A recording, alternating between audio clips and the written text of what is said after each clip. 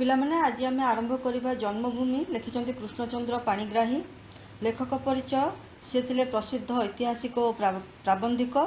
जन्म होते केउठी मयूरभंज जिलार खिचिंग ठारे जन्मग्रहण करथिले।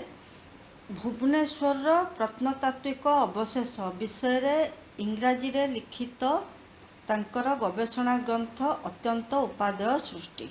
अच्छा, भुवनेश्वर प्रत्नतात्विक अवशेष किए लिखिथिले? कृष्णचंद्र पाणिग्राही लिखिथिले। ओडिया भाषा रे मौलिक प्रबंध लिखि प्रतिभावान कृष्णचंद्र पाणिग्राही ओडिया साहित्यर इतिहास रे स्वतंत्र स्थानर अधिकारी होइचंती। सत्य सहित तथ्यर समन्वय, अकाट्य युक्ति, मंद्र गंभीर भाषा तांका प्रबंध गुड़ी को अनुपम मर्यादा प्रदान करिथाए। प्रबंधमानस इतिहास और किंवदंती, सारला साहित्यर ऐतिहासिक चित्र और आत्मजीवनी मो समयर ओडिशा तांकर होउची प्रधान कृति। तो यही जन्मभूमि प्रबंधटी तांकर आसीची केउठु? जन्मभूमि प्रबंधटी तांकर प्रबंध मानसरू आसी अछि। मन रहिला तांकर यही प्रबंधटी केउ भावना रे परिपुष्ट? यही प्रबंधटी वसुधैव कुटुंबकम भावना रे परिपुष्ट। यही प्रबंध रे से कौन करने को आह्वान देइछंती? ग्रामरू राज्य, देश और विश्ववासी हेबा पई महानुभवतार परिधि को प्रथमे पल्लीरू आरंभ करने को से आह्वान देइछंती। अच्छा, एठी जो आमे स्टांजा बाय स्टांजा देखि देइ जिबा। क्वेश्चन आंसर कौन करबा? सरलार्थ आउ अलगा जिनस छाड़ी दियो। आमे वर्तमान क्वेश्चन आंसर देखिबा। तो लेखक काहाकू तांकर जन्मभूमि बोली कहबे बोली कहिसंती जे मातृगर्भरू पढ़ी जेउठारे प्रथमे भूमिस्पर्श करा जाए, जेउठारे रूप रस गंधर प्रथम परिचय पिला पाती बा शिशु पाती किंबा कवि जो लेखक पाइचंती, विषम विपाक बेले से अंचलर फल पुष्प शाक तंतुल ढाली देई शिशु प्राण को परिपुष्ट करे, सेही पल्ली को ही लेखक तांकर जन्मभूमि बोली कहिचंती। अच्छा, आउ गोटे आसीबो आयुसूर्य जेते बढ़ी चले ता सहित जन्मभूमि सहित मनुष्यर संपर्क कौन होगा कथा? सेटा बेसी घनिष्ठ होगा कथा, किंतु लेखकंकर एठी कौन है दिन को दिन लीन होबार लगी। अच्छा, समयर स्रोतरे निस्सहाय शुष्क तृण पर मु भासी चली। यहाँ गोटे सरलार्थ आसब। तेणु तुम कौन कर? तुमको लेखिया को कौटू पढ़? मातृगर्भर पढ़ी लेखक कौन चिंता करचंती? जेउठी मु जीवनर प्रथम रूप रस गंधस्पर्श पाइली एवं विषम विपाक बेले से अंचलर फल पुष्प शाक तंडुल ढाली दे जो जन्मभूमि मो शिशु प्राण को परिपुष्ट कला, आज से जन्मभूमि ठारू मु दूर रे। आयुसूर्य को ये आड कर जिते बढ़ी चलती माने मो बयस जिते बढ़ी चलती जन्मभूमि सहित मो संपर्क से क्षीण होगा लगी। तेणु से समय स्रोत में निस्सहाय शुष्क तृण पर मु भासी चली। तो तापर पुणी तार परपद कौन रहा? जन्मभूमि को फेरी जावाई लेखकंकर नैतिक साहस नाही। तांकर पुनर्जन्म घटी जाइछि। कहार पुनर्जन्म घटी जाइछि? लेखकंकर। आज तार रूप को मु जाति स्मर परी खाली स्मरण करे। लेखक किपरि जन्मभूमि रूप को स्मरण करती? जाति स्मर परी। राशि राशि शालतरु मध्य तटिनी बेष्टित भंज कीर्ति किरीटिनी लेखकंकर जन्मभूमि तांको आखि आगे भासी जाए सुधा तार कोल को पुणी फेरी जावाई तांकर साहस हुए ना। ये है तुमर प्रथम सरलार्थ। या भितर आम कभर कले प्राय 7टी 8टी सर्ट क्वेश्चन सरीला। यह व्यक्तिगत समस्या नुहे, यह समग्र शिक्षित समाजर समस्या। क्यों समस्या? व्यक्तिगत समस्या नुहे बोली लेखक कहिचंती। जन्मभूमि सहित ये जो क्षीण संपर्क बा लीन हो जाउथिबा संपर्क यह एक व्यक्तिगत समस्या नुहे, यह समग्र शिक्षित समाजर समस्या। ये आ गोटे हो पार सरलार्थ। धर्मांतर ग्रहण कलापर बहुत धर्मांतर व्यक्ति जेपरी धर्म पाखे समस्त मानविकता को उत्साह करी नाम पदवी भाषा आहार व्यवहार वेशभूषा बदलाई दियंती, सेटा गोटे धर्मांतर हैला परे। एटा सरलार्थ नुहे, एटा सर्ट क्वेश्चन आसीबो। धर्मांतर हैला परे व्यक्तिर कि भली परिवर्तन हुए? धर्मांतर ग्रहण कला परे बहु धर्मांतर दीक्षित व्यक्ति धर्म पाखे समस्त मानविकता को उत्सर्ग करी तांकर नाम पदवी भाषा आहार व्यवहार वेशभूषा इत्यादि बदलई दे थांती। सेमाने शेष बेलू निजर जातीयता भूली निज जन्मभूमि को सीधा अस्वीकार करती। एटा गोटे सर्ट क्वेश्चन आसब। शिक्षा समापन संगरे एक प्रकार सेमानंकर पुनर्जन्म घटी जाए। कहार शिक्षा समापन सहित एक प्रकार पुनर्जन्म घटी जाए सी होचंती शिक्षित व्यक्ति मानकर शिक्षा समापन सहित एक प्रकार पुनर्जन्म घटी जाए। पल्लीग्राम फेरी जाए जीविका अर्जन करने दूरे थाउ सेठारे किछि काल अवस्थान करने संभवपर नुहे। अच्छा, बहु वाद विसंवाद सत्वे पल्लीग्रामर नर नारी मानक मध्यरे जाति धर्म वर्ण निर्विशेष गोटाए एक परिवारत्व परंपरा गढ़ी उठी थाए। केही भाई केही भौणी कक्का खुड़ी। अच्छा, एटा गोटे आसीबो पल्ली ग्राम रे एक परिवारत्व परंपरा को केमिति गढ़ी उठी थाए। बहु वाद तांको भितर कली झगड़ा लगती वाद विसंवाद हुए किंतु तांको मध्यरे जाति धर्म निर्विशेष एक परिवारत्व परंपरा गढ़ी उठी थाए। कई भाई कई भौणी कई कका खुड़ी इत्यादि भाव में समस्त ग्रामवासी परस्पर मध्य परिचित होता। मो जन्मभूमि सहित ए मधुर संपर्क आउ नाही। ग्रामटी जाक भाई भौणी कका खुड़ी मौसा माउसी सबू पर हो गलानी। किए कहते लेखक कहते। अच्छा, एबे आसिले किए मेजर मेजर जिनस मु कहीदे। गाँ मुंडरे सार माउसी तार छोट पिंडारे बहु वर्ष धरी प्रस्तर मूर्तिटी भली बसी आसी। सार माउसी केउं भली बसी प्रस्तर मूर्तिटी भली बसी। गाँ दांडर छोट पिंडारे किए बसी थाए प्रस्तर मूर्तिटी भली सार माउसी बसी थाए। आगे देखला माने लेखक को सार माउसी कौन पचार आगुरी पचार केबे आसिलु बापा। एथरे ममता थिला स्नेह थिला एथरे निजत्व थिला किंतु आजिकाली कौन कहूची आजिकाली कहूची केबे आसिलो बाबू जो थे निजत्व नहीं। लेखक तापाई पर होई गलेनी। अच्छा, एबे गोविंद भाई पाखु आसीबा। गोविंद भाई ग्राम मझिरे गोविंदा भाईर क्षुद्र कुटीरटी केउठी ग्राम मझिरे कहार क्षुद्र कुटीर से होची गोविंदा भाईर। आजीवन अकर्मा और अविवाहित रही से तार क्षुद्र कुटीरटी को दुर्ग करी समग्र विश्व विरोध में विद्रोह घोषणा करी आसी। आगे देखाले गोविंद भाई लेखक को ता कुटीर बसाई कौन कहूला। आगे देखाले गोविंद भाई बहु मान सहित लेखक को ता कुटीर बसाई मनबोध चौतीसा व्याख्या करुथिला। आज लेखक शत चेष्टा कले मध्य तार पूर्व प्रत्यय फेरी पाऊ नाहांती। ग्रामटी जाक केउथिरे परिपूर्ण होई गलेनी। नवागत अतिथि नवागत अतिथिटी कौन शिशु हैला। जो आड़ को चाहिए शीर्ण नवागत अतिथि मानकर अवस्था किपरि। नवागत अतिथि माने शीर्ण मलिन उल्लग्न कृशोदर लंबोदर अवांछित अवहेलित भावरे देखा जाती। किंतु गाँर सबुआड़ को चाहिए कहार समावेश देखा जाए। यहाँ गोटे 3 मार्कर सर्ट क्वेश्चन हो पार। तुम यही वार्ड गुड़ा को मन रखा पड़ो। जो वार्ड को चाहिए शीर्ण मलिन उल्लग्न कृशोदर लंबोदर अवांछित अवहेलित शिशु मान समावेश देखा जाए। अच्छा, से माने लेखक को किपरि देखती आफ्रिकार फेरी नवागत जेब्रा और जिराफ को चाहिला परी से माने लेखक को चाह रुहती। अच्छा, ग्रामवासी मानक मध्यरु जो शिक्षित बा अर्धशिक्षित युवक माने चाकरी न पाई ग्राम छाड़ी जाई पारि नांती से कहार आश्रय नहीं से राजनीतिर आश्रय नहीं। एमानक मध्यरु केही कांग्रेसी केही गणतंत्री केही कम्युनिस्ट सोशलिस्ट। जदि कहीं राजनैतिक मतवाद मध्य कौन सी अंतर्भुक्त नुहे ताहले सी ए मानक मध्य सुधा अंतर्भुक्त नुहे। जदि रोच राजनीति लोक मान सहित तांकर चाटुदार होकर रहिबे नहले से कौन सी जी एथरे अंतर्भुक्त नुहे ताहले से मानक मध्य सुधा अंतर्भुक्त नुहे।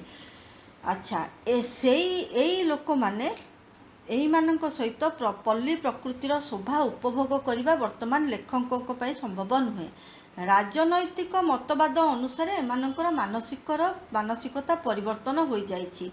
एमाने एटा मन रख पुष्पित पलाश बनरे देखती विद्रोहर बन्ही एमाने विद्रोहर बन्ही केउठी देखती पुष्पित पलाश बनरे स्थल पद्मरे कौन देखती आहबर रक्त आनत कृष्णचूड़ारे कौन देखती अनागत जुगर रक्त केतन तेणु एमानक सहित ताल दे चलवा लेखकों संभवपर हुए ना यही जो क्वेश्चन आंसर यही जोटा सरलार्थ पढ़ी पारे पुष्पित पलाश बनरे देखती विद्रोहर बन्ही जदि यार सरलार्थ पढ़ला पिला माने तुमको लेखा को कौटू पड़ो तुमको ग्रामवासी मानकर जो शिक्षित और अर्धशिक्षित नवयुवक मैंने चाकरी पाई जन्म चाकरी न पाई जन्मभूमि छाड़ी जाई नांती सेमाने केमिति राजनीतिया लोकंकर राजनीतिर आश्रय नहीं तांको भितरु केही कांग्रेसी केही गणतंत्री कम्युनिस्ट सोशलिस्ट तांकर राजनैतिक मतवाद भितर जो माने अंतर्भुक्त नुह से माने कोनोसी थिरे मध्य अंतर्भुक्त नुह एमानक सहित किपरि माने जो प्राकृतिक शोभा उपभोग करिबा गाँर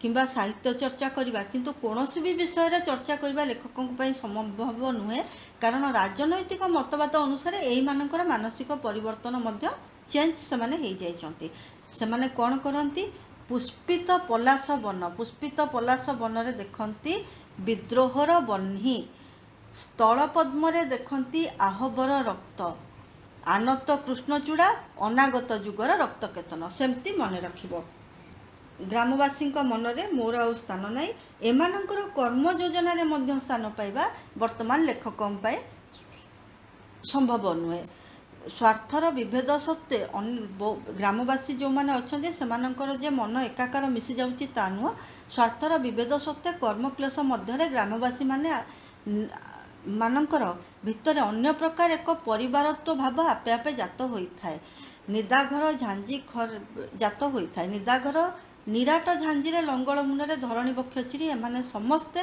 नुआ मेघ को चाहकर रहती यहीटा तो आमर यूनिफॉर्म वर्किंग मेथड रे परिणत हो जाइथिला तेणु तांकर कर्म योजनाटा ही थिला से जो निराट खरारे से लंगल मुନରେ धरणी बक्ष चिरी एमाने समस्ते वर्षा केतेबेले हबो से कथा को अनेकरी बसचंती ज्येष्ठर शेष बेलू स्तूपीकृत मेघ श्याम गिरिराजीर मस्तकरू धीरे धीरे अगणित शालतर उपरकू आनत होई आसे गर्जन तर्जन रे दिगंत कंपाई बारीपातरे पल्ली भूमि को सिक्त कराए किए सिक्त कराए स्तूपीकृत मेघ घनश्याम है से सिक्त भूमिर सुगंध और बन्या जुथिर परिमल रे रज पर्व सेतेबेले आरंभ हुए समस्ते ग्रामवासी दोली खेल रत हो पड़ती एवं रज सरिबा परे परे निष्ठुर वास्तवता हो आसी पहुँची जाए सेमानंकर क्लांत सिक्त श्रमजीवी मानकर समवेत जत्न धरणी शस्य श्यामल हो उठे से हल कर लगी पड़ती रज परे परे पुणी हेमंतरे स्वर्ण शीर्ष धान्य अच्छा हेमंतरे धरणी कि चाष जमी किपरि पूर्ण होता है हेमंतरे स्वर्ण शीर्ष धान्य ग्रामभूमि पूर्ण होता है ग्रामर यही कर्म योजना लेखकों स्थान नहीं ग्रीष्मर झांझीरे वर्षार झड़े बा हेमंतर शीतरे यही कर्म योजना कौन स्थान अंश नेबाई मोर भौतिक शक्तिर अभाव नहीं लेखक कहते मोर भौतिक शक्ति माने फिजिकल स्ट्रेंथर मोर अभाव नहीं मो अभाव जदि अच्छी मोर मोराल स्ट्रेंथर अच्छी तेणु मु जन्मभूमि ठारू खाली मनरु मध्य नुह मु कर्मरु मध्य विच्युत हो जाइछि मु आउ तांको संगरे निज कर्मरे मध्य निजको खाप खुआइकरी सेमानक सहित चली पारुनी अच्छा आउ गोटे आसीबो मनुष्य को सबुबेले कौन बोली कहवा ठीक नुह जुक्तिवादी जीव अच्छा मनुष्य बहु परिमाण रे कहार दास गतानुगतिकतार दास आभिजात्यर चिन्ह बोली विवेचित निरर्थक निकटाई को मध्य छाड़ा नहीं कायाक्लेश न सहिबा जदि आभिजात्यर चिन्ह ताहले एही अर्थपूर्ण आभिजात्य चिन्ह को किए कहीं छाड़िब कौन न सहिबा आभिजात्यर चिन्ह काया क्लेश न सहिबा वार्ड बाय वार्ड तुमको कराऊँगी आउ मु क्वेश्चन आंसर जीवी ना तुमको लिंक रे देवी तुम क्वेश्चन आंसर से देखिकी प्रिपेयर हम पूरा word by word line by line तुमको कराऊँगी तुम बहीपत्र धरिकी बसिकी देख आउ शुण भी समस्त शिक्षित कायाक्लेश सहिबाकू अक्षम नुहति किंतु समस्त शिक्षित आभिजात्य श्रेणीर अंतर्भुक्त ଆଭିଜାତ୍ୟ ଛାଡ଼ିବା ସମ୍ଭବ ନୁହେଁ। ଶାରୀରିକ ଶ୍ରମ ଛାଡ଼ିବା କାହିଁକି ସମ୍ଭବ ହୋଇଥାଏ? ଆଭିଜାତ୍ୟ ଛାଡ଼ିବା ସମ୍ଭବ ନୁହେଁ, ତେଣୁ ଶାରୀରିକ ଶ୍ରମ ଛାଡ଼ିବା ସମ୍ଭବ ହୋଇଥାଏ। କୌଣସି ବ୍ୟକ୍ତିର ଦୈନିକ ଆୟ 5 ଅଣା ବା 50 ଲକ୍ଷ ଟଙ୍କା ହୋଇପାରେ। ସେଥିପାଇଁ ଆଇନର ବାଧା ନାହିଁ କିମ୍ବା ଧର୍ମ ବା ସମାଜର ନିନ୍ଦା ନାହିଁ। କିନ୍ତୁ ମାନବର ସମସ୍ତ ନୀତିକୁ ପଦରେ ଦଳିଦେଇ ଊର୍ଦ୍ଧ୍ୱଶ୍ୱାସରେ ଧାଇଁ ସେ ଯେତେ ବେଶୀ ଏହି ଦୀର୍ଘ ବ୍ୟବଧାନକୁ କମ୍ କରିପାରେ, ସେ ସେତେ ବେଶୀ ଜୀବନ ଯୁଦ୍ଧର ଦିଗ୍ବିଜୟୀ ବୀର ବୋଲି ପରିଚିତ ହୁଏ। ଆଚ୍ଛା, ତେଣୁ ଏଇସବୁ ଯେଉଁ କାରଣ ପାଇଁ କାହିଁକି ପଲ୍ଲୀ ଜନନୀ ଆଜି ସେମାନଙ୍କର ଶିକ୍ଷିତ ସନ୍ତାନକୁ ହରାଇ ବସିଛି? କାହିଁକି ନା ଏଇ ଯେଉଁ ଆଭିଜାତ୍ୟ ଛାଡ଼ିବା ସମ୍ଭବ ନୁହେଁ, ତେଣୁ ଶାରୀରିକ ଶ୍ରମ ଛାଡ଼ିବା ବି ସମ୍ଭବ ହୋଇଥାଏ। ତେଣୁ ଗୋଟିଏ ବ୍ୟକ୍ତିର ଦୈନିକ ଆୟ କ'ଣ ହେବ, ସେଥିପାଇଁ ଆଇନର କୌଣସି ବାଧା ନାହିଁ କିମ୍ବା ଧର୍ମ ସମାଜର ନିନ୍ଦା ନାହିଁ। ତାପରେ ଏଇ ଯେଉଁ ବ୍ୟବଧାନକୁ କମ୍ କରିବା ପାଇଁ ଯେତେ ଧାଇଁବାକୁ ପଡ଼ିବ ଅଣନିଶ୍ୱାସୀ ହେଇ, ଯେଉଁ ମଣିଷ ଯେତେ ଧାଇଁପାରେ ସେ ଜୀବନ ଯୁଦ୍ଧରେ ଦିଗ୍ବିଜୟୀ ବୀର ବୋଲି ପରିଚିତ ହୁଏ ଏବଂ ଆଦର ପ୍ରଶଂସାର ପାତ୍ର ହୁଏ ତାରି ନିଜର ସର୍କଲ୍ ଭିତରେ, ମାନେ ନିଜର ଆଖପାଖ ଲୋକଙ୍କ ଭିତରେ। ତେଣୁ ଆଭିଜାତ୍ୟ ଶ୍ରେଣୀର ଅନ୍ତର୍ଭୁକ୍ତ ନ ହୋଇ ଏଇ ଯେଉଁ ଖାଲି ଶ୍ରମରେ, ଖାଲି ଶାରୀରିକ ଶ୍ରମରେ ଏଇ ଦୀର୍ଘ ବ୍ୟବଧାନକୁ କିଞ୍ଚିତ ମାତ୍ର କମ୍ କରିବା ସମ୍ଭବ ନୁହେଁ। ତେଣୁ ପଲ୍ଲୀ ଜନନୀ ସେମାନଙ୍କର ବହୁତ ସନ୍ତାନକୁ ହରାଇ ବସିଛି। ଆଉ ଗୋଟେ ହେଉଛି ବିଦ୍ୟାର୍ଥୀ ଜୀବନରେ ଏଇ ଯେଉଁମାନେ ଶିକ୍ଷିତ ଲୋକ ସେମାନଙ୍କର କ'ଣ ହୁଏ ନା, ସେମାନଙ୍କର ସମ୍ବନ୍ଧରେ ପଲ୍ଲୀ ଗ୍ରାମରେ ବହୁ କଳ୍ପନା ଜଳ୍ପନା କରେ। ଯେତେବେଳେ ପାଠ ପଢ଼ୁଥାନ୍ତି ବିଦ୍ୟାର୍ଥୀ ଜୀବନରେ ପିତାମାତାଙ୍କ ଆଶା ଭରସାର ସ୍ଥଳ ହୋଇ ଗ୍ରାମ ବୃଦ୍ଧାମାନଙ୍କର ପ୍ରଶଂସାର ଦୃଷ୍ଟାନ୍ତ ହୋଇ ଗ୍ରାମଭୂମି ମଣ୍ଡନ କରିଥାନ୍ତି। କିନ୍ତୁ ସମୟ ଆସେ ଯେତେବେଳେ ଗ୍ରାମବାସୀମାନେ ସେମାନଙ୍କୁ ଦେଖିବାର ସୁଦ୍ଧା ସୁବିଧା ପାଆନ୍ତି ନାହିଁ, ହେଲା। ତେଣୁ ସେଇମାନେ କ'ଣ କରନ୍ତି, ମାନେ ଧୀରେ ଧୀରେ ସେମାନେ ଗାଁ ଠାରୁ ସେତିକି ବେଳୁ ଡିଟାଚ୍ ହୋଇ ହୋଇ ସିଏ ଯାଇଥାନ୍ତି। କୃଷ୍ଣଙ୍କର ଏଇ ଯେଉଁ ଦେଇଛି କ'ଣ ଯେଉଁ ଉଦାହରଣ ଦେଇଛି, କୃଷ୍ଣ କେତେ ଦିନ ସମସ୍ତଙ୍କୁ କଣ୍ଟ କରି ମାନେ ଶପଥ କରି ମଥୁରାକୁ ଗଲେ? 3 ଦିନ ପାଇଁ ଗଲେ। ତାପରେ ସେ ସବୁଦିନ ପାଇଁ ଆଉ ସେ ଫେରିଲେ ନାହିଁ, ସେ ସବୁଦିନ ପାଇଁ ଗ୍ରାମଭୂମି ଛାଡ଼ି ଚାଲିଗଲେ। ତେଣୁ କେହି ବି ଭାବନ୍ତି ନାହିଁ ଯେ ଏହି ଅନୈତିକତା ବା ବିଶ୍ୱାସଘାତକତାରୁ କୃଷ୍ଣଙ୍କ ପରି ମହାପୁରୁଷ ସୁଦ୍ଧା ପାର ପାଇ ନଥିଲେ। ତେଣୁ ନନ୍ଦ ଯଶୋଦା ଗୋପୀ ଗୋପାଳଙ୍କର ଅସୀମ ସ୍ନେହରେ ପରିପାଳିତ ହୋଇ ଶେଷ ବେଳକୁ ପ୍ରବଞ୍ଚନା କରି ଗୋପପୁର ଛାଡ଼ି ଆସିଲେ। କ'ଣ ହେଲା ତାର, ମାନେ ଗୋପପୁର ଛାଡ଼ି ଆସିଲା ପରେ ଅନ୍ୟମାନଙ୍କର ଅବସ୍ଥା କ'ଣ ହେଲା?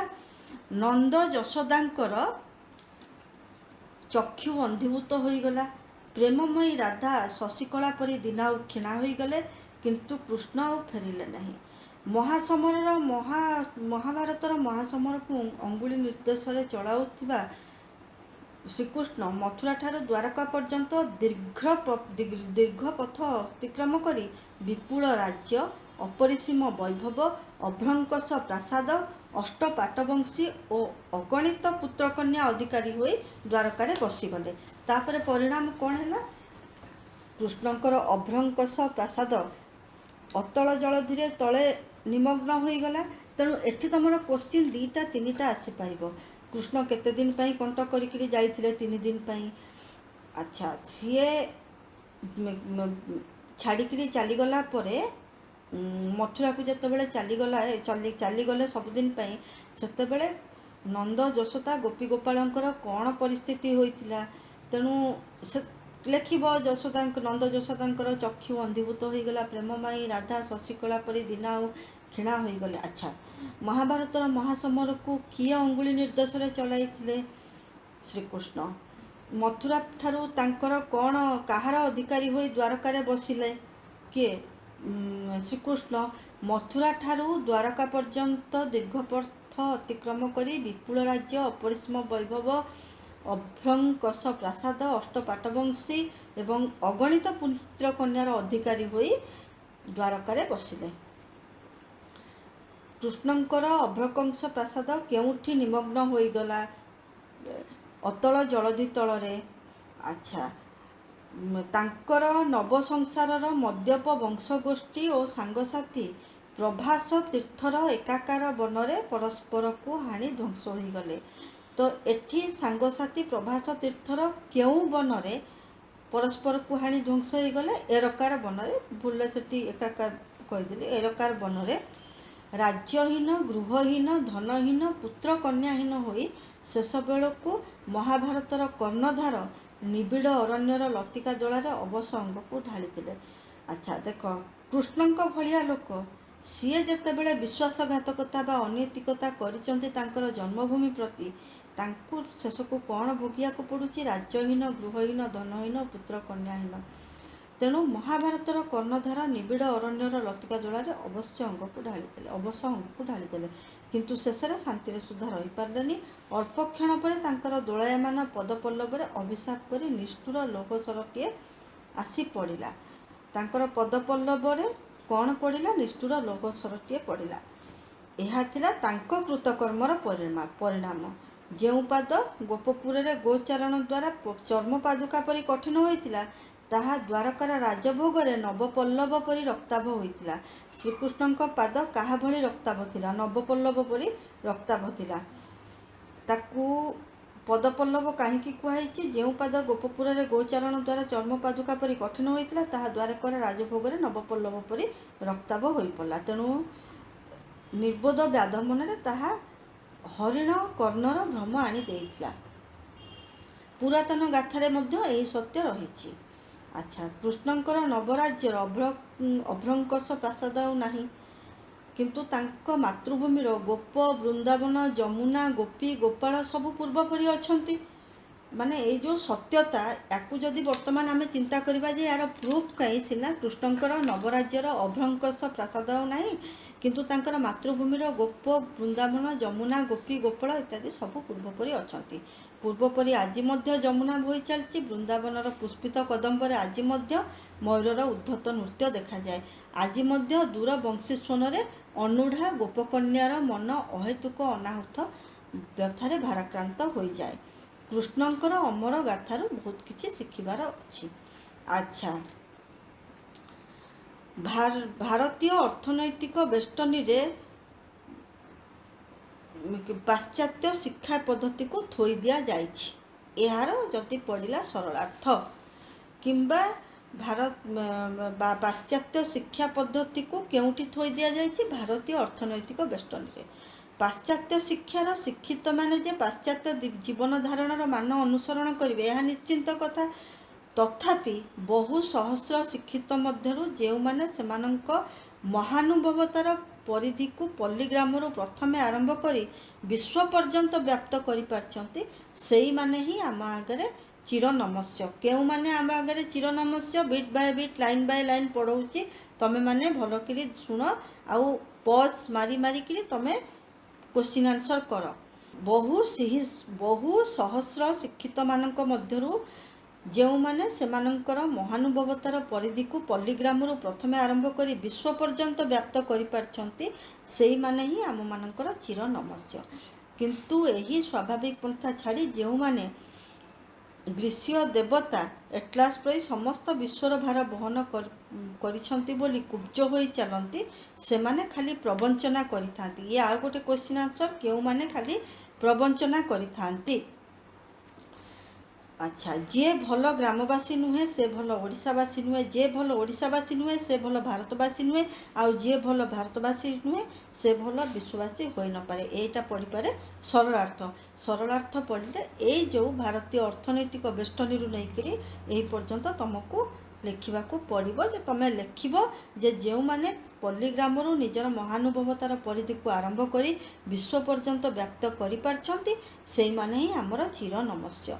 किंतु जो माने स्वाभाविक पंथा छाड़ी ग्रीसीय देवता एटलास परी समस्त विश्वर भार बहन करछंती बोली कुब्ज होई चलिचंती, सेमाने खाली प्रवंचना करिथंती।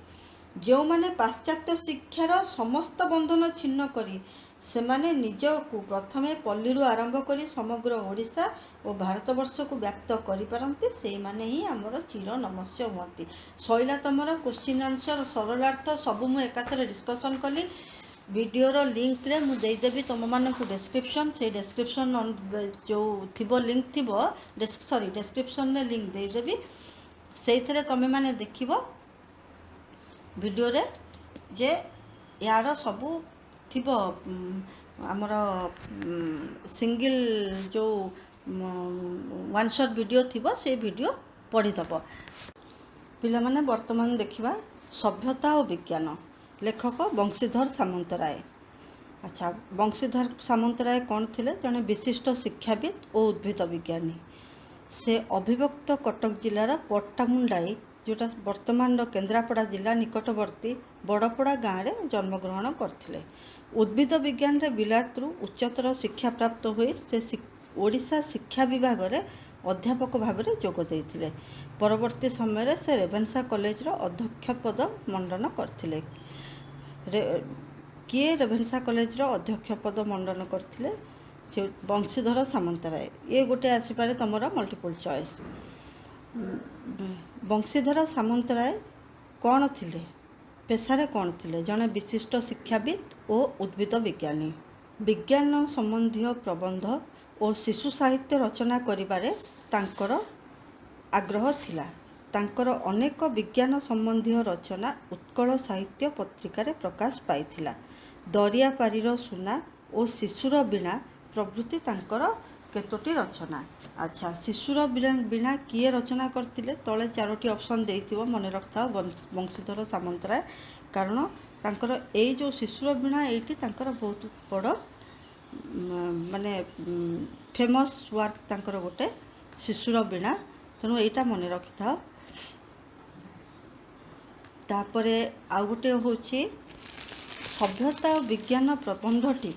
आउ गोटे एटा देख, सभ्यता और विज्ञान प्रबंधटी 1942 साल ज्येष्ठ संख्या उत्कल साहित्य पत्रिकार प्रकाश पाइथिला। मन रहिला एटा 1942 साल ज्येष्ठ संख्या उत्कल साहित्य पत्रिकार प्रकाश पाइथिला। एही एथिरे सभ्यतार विकास रे विज्ञानर अवदान विषय आलोचित। सभ्यता अन्वेषण रे पथ प्रदर्शक होइतिबा विज्ञान को अवलंबन करी आधुनिक जुगरे मनीष उन्नत हेबा संभव बोली एही प्रबंधरे प्रतिपादित हैला। सभ्यतार अन्वेषण रे जो विज्ञान पथ प्रदर्शक होइछि ताहाकु अवलंबन करी आधुनिक जुगरे मनीष उन्नत हेबा संभव बोली एही प्रबंधरे प्रतिपादित।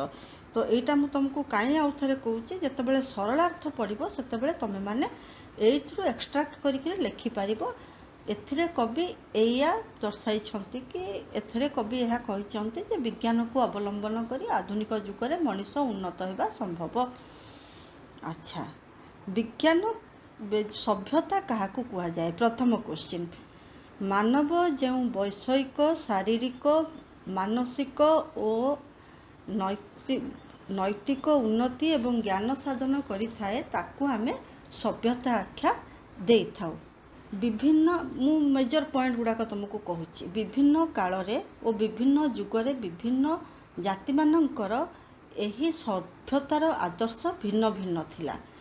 आम्भे माने प्राचीन रोम और ग्रीसीय सभ्यतार देखा पाऊ जे जावतीय वैषयिक उन्नति सेमानंकर सभ्यतार आदर्श रूपे परिगणित थिला।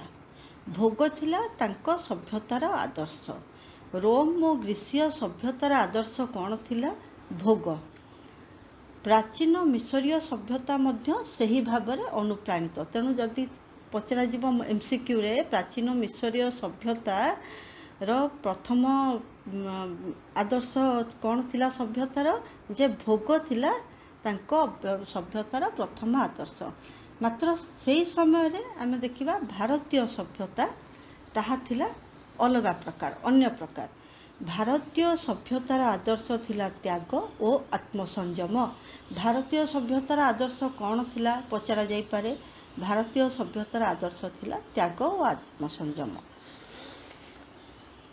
सर्वविध वैषयिक जंजाल को सेमाने विपदर हेतु बोली भाबुथिले। ये जो वैषयिक जंजाल जहाँ को वर्तमान माने विज्ञान बोली ना दौरान, ए वैषयिक जंजाल को सेमाने विपदर हेतु बोली भाबुथिले। तथापि वैषयिक उन्नति से ही त्याग धर्म देकिरी संभव होइथिला।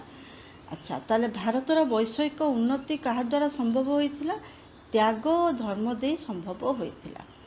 ବିଷୟ ଜଞ୍ଜାଳ ପରିବେଷ୍ଟିତ ଗୃହସ୍ଥ ଯାବତୀୟ ପାରିପାର୍ଶ୍ୱିକ ପଦାର୍ଥ ସହିତ ସଂଶ୍ଳିଷ୍ଟ ନଥିଲା। ହେଲା, ତ୍ୟାଗ ମାର୍ଗରେ ଦୀକ୍ଷିତ ହୋଇ ସେ ଯେତେବେଳେ ବିଷୟର ମାଲିକ ହୁଏ, ସେତେବେଳେ ଭୋଗ ମାର୍ଗଗାମୀ ଜାତିଠାରୁ ତା'ର ପଥ ସମ୍ପୂର୍ଣ୍ଣ ଅଲଗା ହୋଇଯାଏ। ଏଇଟା ତୁମର ସରଳାର୍ଥ ପଏଣ୍ଟଟା। ତେଣୁ ଏଥିରେ ଯେତେବେଳେ ତୁମେ ଲେଖିବ, ସେତେବେଳେ ପ୍ରଥମରୁ ଆଣିବ କ'ଣ ନା ସଭ୍ୟତା ପ୍ରଥମେ ଲେଖିବ। ମାନବ ଯେଉଁ ବୈଷୟିକ ଶାରୀରିକ ନୈତିକ ଉନ୍ନତି ଜ୍ଞାନ ସାଧନ କରିଥାଏ, ତାକୁ ସଭ୍ୟତା ଆଖ୍ୟା ଦେଇଥାଉ। ପ୍ରାଚୀନ ରୋମ ଓ ଗ୍ରୀସୀୟ ସଭ୍ୟତାରେ ବୈଷୟିକ ଉନ୍ନତି ସେମାନଙ୍କର ଆଦର୍ଶ ଥିଲା, ଭୋଗ ଥିଲା ତାଙ୍କର ସଭ୍ୟତାର ଆଦର୍ଶ। ତେଣୁ ପ୍ରାଚୀନ ମିଶରୀୟ ସଭ୍ୟତା ମଧ୍ୟ ସେଇ ଭାବରେ ଅନୁପ୍ରାଣିତ। ଭାରତୀୟ ସଭ୍ୟତା ସେଠି କିପରି ଅଲଗା ଥିଲା ଲେଖିବ। ଭାରତୀୟ ସଭ୍ୟତା ଅଲଗା ପ୍ରକାର ଥିଲା। ଭାରତୀୟ ସଭ୍ୟତାର ଆଦର୍ଶ କ'ଣ ଥିଲା ଲେଖିବ। ତ୍ୟାଗ ଓ ଆତ୍ମସଂଯମ। ତାପରେ ସର୍ବବିଧ ବୈଷୟିକ ଜଞ୍ଜାଳକୁ ମାନେ ସେ ବିପଦର ହେତୁ ବୋଲି ଭାବୁଥିଲେ। ତେଣୁ ତଥାପି ବୈଷୟିକ ଉନ୍ନତି ସେହି ତ୍ୟାଗ ଧର୍ମ ଦେଇ ସମ୍ଭବ ହୋଇଥିଲା। ତେଣୁ ତ୍ୟାଗ ମାର୍ଗରେ ସେତିକି ବେଳେ ପୁଣି ସେଇ ଯେଉଁ ଲାଇନ୍ଟା ଦିଆହେଇଥିବ ସେଇଟାକୁ ଆଡ଼୍ କରିବ। ତ୍ୟାଗ ମାର୍ଗ ସେଇ ଯେଉଁ ଲାଇନ୍ଟା ଦିଆହେଇଥିବ ତାକୁ ଆଡ଼୍ କରିବ। ତାପରେ ପୁଣି ଲେଖିବ ତ୍ୟାଗ ମାର୍ଗରେ ଦୀକ୍ଷିତ ହୋଇ ଯେତେବେଳେ ସେ ବିଷୟର ମାଲିକ ହୁଏ, ଭୋଗ ମାର୍ଗଗାମୀ। ପ୍ରାଚୀନ ଗ୍ରୀସ୍ ଆଉ ରୋମ୍, ପୂର୍ବ ଆଉ ପର ସଂଗତି ଦେବ ଟିକେ। ପ୍ରାଚୀନ ଗ୍ରୀସ୍ ଓ ରୋମ୍ ସଭ୍ୟତାର ବୈଷୟିକ ଉନ୍ନତିର ନିଦର୍ଶନ ଯାହା ଆମେ ପାଉ, ତାହା ଇଚ୍ଛାକୃତ। ମାନେ ପ୍ରାଚୀନ ଗ୍ରୀସ୍, ଏଠି ତୁମେ ଜଣେଇବ ଯେ ପ୍ରାଚୀନ ଗ୍ରୀସ୍ ଆଉ ରୋମ୍ ସଭ୍ୟତାର ବୈଷୟିକ ଉନ୍ନତି ଯାହା ହୋଇଛି ତାହା ଇଚ୍ଛାକୃତ। ସେମାନେ ଇଚ୍ଛା କରିଛନ୍ତି, ସେମାନେ ପାଇଛନ୍ତି। କିନ୍ତୁ ଭାରତର ବୈଷୟିକ ଉନ୍ନତିର ଯେଉଁ ନିଦର୍ଶନ, ତାହା ରୋମୀୟ ଓ ଗ୍ରୀସୀୟ ନିଦର୍ଶନମାନଙ୍କ ଠାରୁ କୌଣସି ଅଂଶରେ ନ୍ୟୁନତର ନୁହେଁ। କିନ୍ତୁ ତାହାର ସୃଷ୍ଟି ଆଉ ଉନ୍ନତି, ଭାରତୀୟ ବୈଷୟିକ ବିଜ୍ଞାନର ସୃଷ୍ଟି ଆଉ ଉନ୍ନତି ଇଚ୍ଛାକୃତ ନୁହଁ। ତାକୁ ଡେଭଲପ୍ କରାଯାଇ ନାହିଁ କୌଣସି ପର୍ପସ୍ଫୁଲି। ଏହା ତ୍ୟାଗ ମାର୍ଗର ଏକ ଫଳ ମାତ୍ର। ତେଣୁ ବୁଝିପାରିଲ, ଏଇଟା ଆମର ତ୍ୟାଗ ଆଉ ଧର୍ମ ମାର୍ଗର ଫଳ ସ୍ୱରୂପ ଆମର ଏଇ ବିଜ୍ଞାନ ବାଟରେ ମଧ୍ୟ ଆମେ ସେହିଭଳି ଉଚ୍ଚତର ସୋପାନକୁ ପଦାର୍ପଣ କରିଛେ, ଉଚ୍ଚତର ସୋପାନରେ ମଧ୍ୟ ପହଞ୍ଚି ଯାଇଛେ। ଭାରତର ବୈଶିଷ୍ଟ୍ୟ କ'ଣ? ଆଉ ଗୋଟେ ପଢ଼ିବୁ। ଭାରତର ବୈଶିଷ୍ଟ୍ୟ ତା'ର ଆଧ୍ୟାତ୍ମିକତା। ବିଭିନ୍ନ ଜାତିର ସଭ୍ୟତାର ଆଦର୍ଶ ଯାହା ହେଉନା କାହିଁକି, ବର୍ତ୍ତମାନ ପୃଥିବୀରେ ସଭ୍ୟତାର ଆଦର୍ଶ ହେଉଛି ମାନବର ସର୍ବାଙ୍ଗୀନ ଉନ୍ନତି। ବର୍ତ୍ତମାନ ପୃଥିବୀରେ ସଭ୍ୟତାର ଆଦର୍ଶ କ'ଣ? ମାନବର ସର୍ବାଙ୍ଗୀନ ଉନ୍ନତି, ମାନେ ହୋଲିଷ୍ଟିକ୍ ଡେଭଲପମେଣ୍ଟ। ମାନବର ବୈଷୟିକ, ଶାରୀରିକ, ମାନସିକ, ନୈତିକ ଉନ୍ନତି ସହିତ ବିଶ୍ୱ ମାନବିକତା। ଏଇଟା ମନେ ରଖ। କ'ଣ କ'ଣ ଉନ୍ନତି ସେଥିରେ ଯାଏ? ସର୍ବାଙ୍ଗୀନ, ଯେଉଁଟା ଆମେ ହୋଲିଷ୍ଟିକ୍ ଡେଭଲପମେଣ୍ଟ କହୁଛେ, ତ ସେଥିରେ କ'ଣ ଯାଉଛି? ବୈଷୟିକ, ଶାରୀରିକ, ମାନସିକ, ନୈତିକ ସହିତ ମାନବିକତାର ପ୍ରତିଷ୍ଠାନ ଏବଂ ବିରାଟ ସୃଷ୍ଟି ରହସ୍ୟର ଉଦ୍ଘାଟନ ଓ ସେମାନଙ୍କ ମୂଳରେ କେଉଁ ସୃଷ୍ଟି ନିହିତ ଅଛି ଏବଂ ସେମାନଙ୍କ ମୂଳରେ କେଉଁ ଶକ୍ତି ନିହିତ ଅଛି, କେଉଁ ମହାଶକ୍ତି ନିହିତ ଅଛି ଓ ତାହା କ'ଣ, ଏହାର ନିରୂପଣ କରିବା ହିଁ ବର୍ତ୍ତମାନ ସଭ୍ୟତାର ଆଦର୍ଶ। ଏଇଟା 3 ମାର୍କର କୋଶ୍ଚିନ୍ ଆସିପାରିବ। ଏଇଟା ପଢ଼ିବ ତମେମାନେ। ଯେତିକି ପଢ଼ିଲା, ବର୍ତ୍ତମାନ ସଭ୍ୟତାର ଆଦର୍ଶ କ'ଣ? ବର୍ତ୍ତମାନ ପୃଥିବୀରେ ସଭ୍ୟତାର ଆଦର୍ଶ ହେଉଛି ମାନବର ସର୍ବାଙ୍ଗୀନ ଉନ୍ନତି।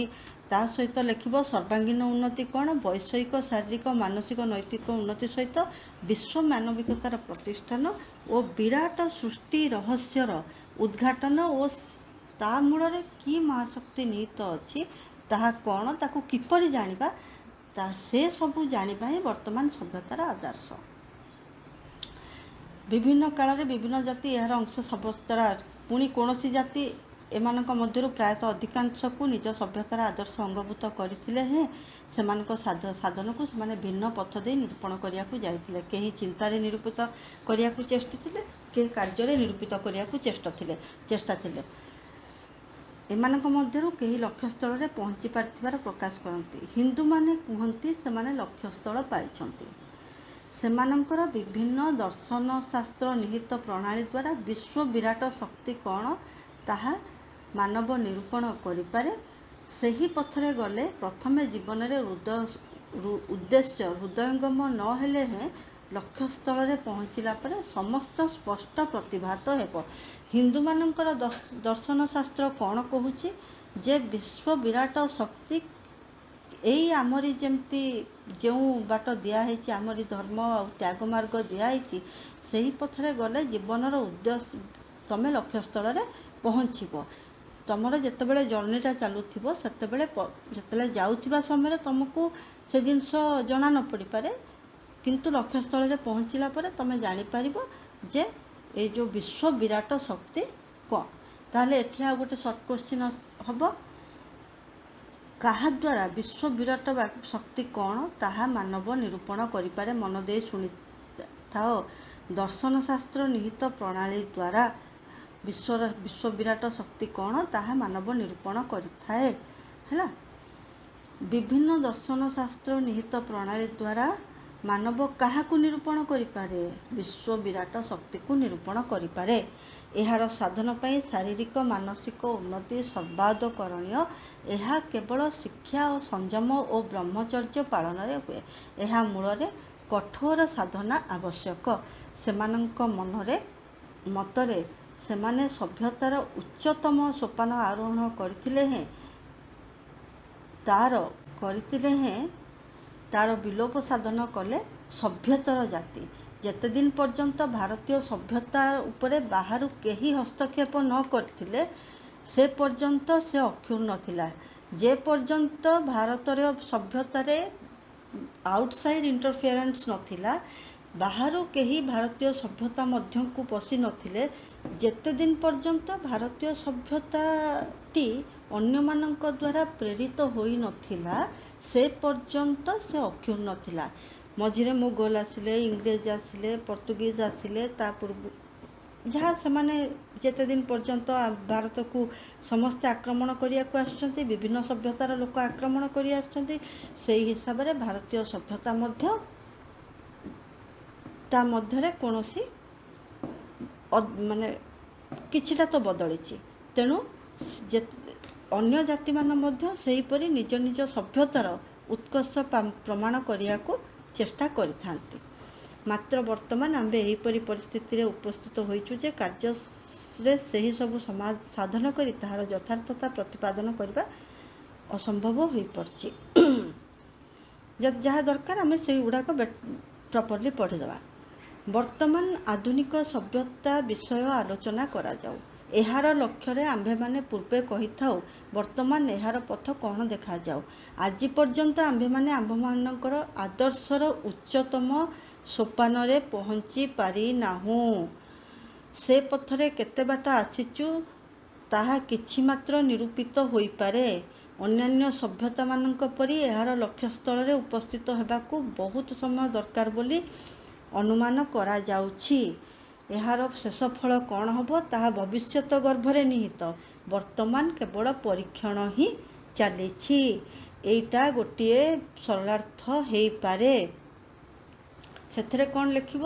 ବର୍ତ୍ତମାନ ଆଧୁନିକ ସଭ୍ୟତା ବିଷୟରେ ଆଲୋଚନା କଲେ ଆମେ ଜାଣିପାରିବା ଯେ ଆଜି ପର୍ଯ୍ୟନ୍ତ ଆମ୍ଭେମାନେ ଆମମାନଙ୍କର ସଭ୍ୟତାର ଉଚ୍ଚତମ ସୋପାନରେ ପହଞ୍ଚି ପାରିନାହୁଁ। ସେ ପଥରେ କେତେ ବାଟ ଆସୁଛୁ ତାହା କିଛି ବାଟ ଆମେ ଅତିକ୍ରମ କରିଛୁ। ଅନ୍ୟାନ୍ୟ ସଭ୍ୟତାମାନଙ୍କ ପରି ଏହାର ଲକ୍ଷ୍ୟସ୍ଥଳରେ ଉପସ୍ଥିତ ହେବାକୁ ବହୁତ ସମୟ ଦରକାର ବୋଲି ଅନୁମାନ କରାଯାଉଛି।